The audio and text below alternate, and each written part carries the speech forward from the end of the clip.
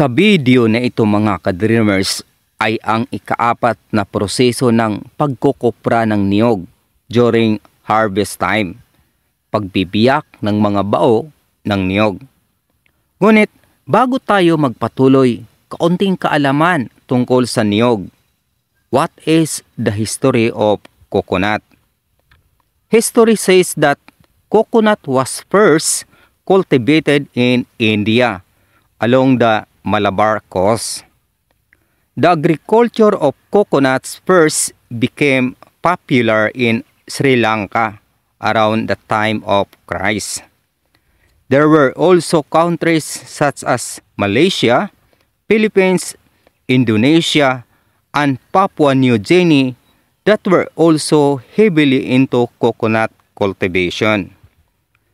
And the coconut industry in the Philippines was developed when a Spanish governor submitted a decree on planting coconuts in 1642 to be used as food and in building of galleons.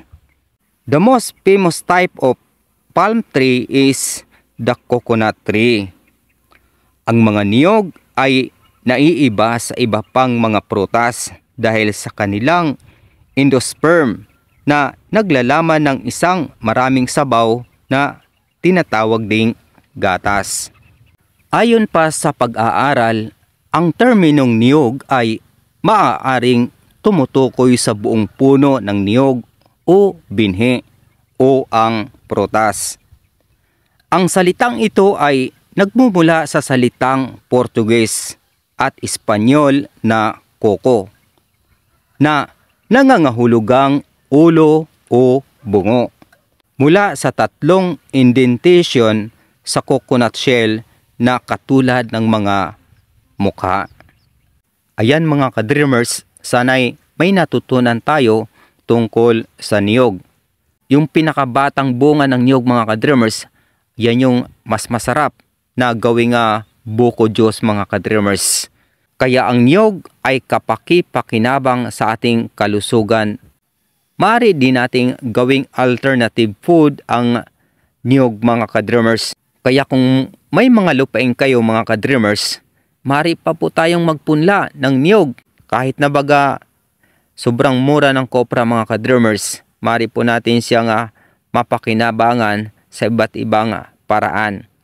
Kaya kung baguhan ka pa sa aking professional account, FB page, maaari niyo po akong tulungan sa pamamagitan ng inyong pag-follow at pag-subscribe. Dreams Visions TV.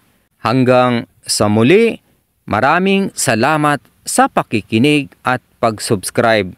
Papuri sa Diyos, sa ngalan ng Ama, ng Anak, at ng Espiritu Santo. Amen.